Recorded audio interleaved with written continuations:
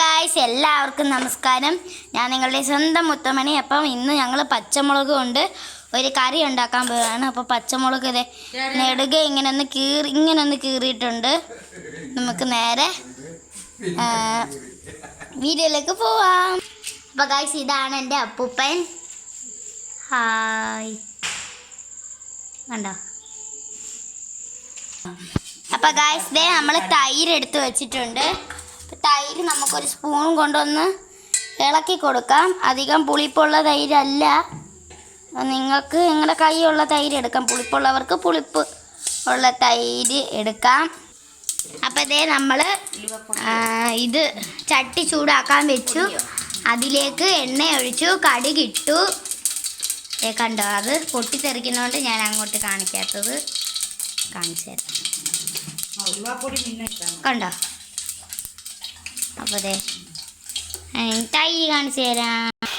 അപ്പോൾ തൈരിൻ്റെ അകത്ത് മഞ്ഞപ്പൊടി ഇട്ട് കൊടുത്തു. എന്നിട്ടൊന്ന് ഇളക്കി കൊടുക്കാം.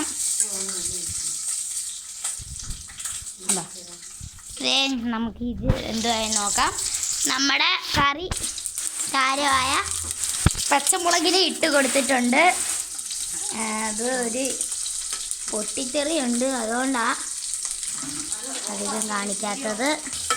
അപ്പോൾ നമുക്കതൊന്ന് ഇളക്കി കൊടുക്കാം.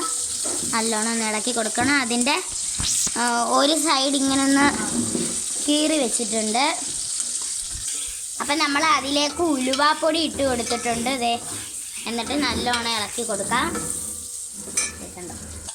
അപ്പോൾ തൈര് നമുക്ക് മഞ്ഞപ്പൊടി ഇട്ട് കൊടുത്തിട്ട് ഇത് ചെയ്തിട്ടുണ്ട്. കണ്ടോ? നമ്മുടെ ഇത്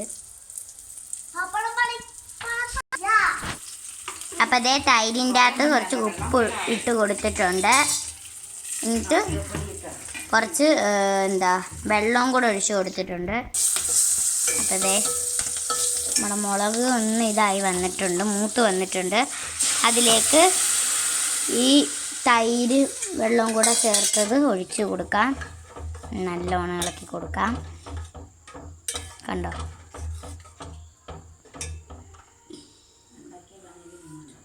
വെണ്ടയ്ക്ക വേണമെങ്കിലും ഇങ്ങനെ ഉണ്ടാക്കാം.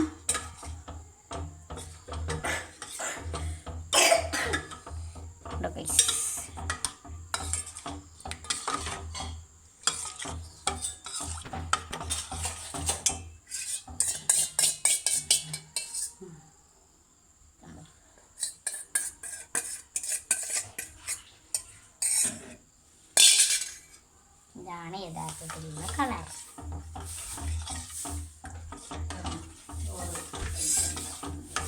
പെട്ടെന്ന് ചോറ് കഴിക്കാൻ ഉണ്ടാക്കുന്ന ഒരു ഐറ്റമാണിത്. എല്ലാവരും ഇത് ചെയ്ത് നോക്കുക. പുതിയൊരു വീഡിയോ ആയിട്ട് വീണ്ടും വരുന്നവരെ ബൈ.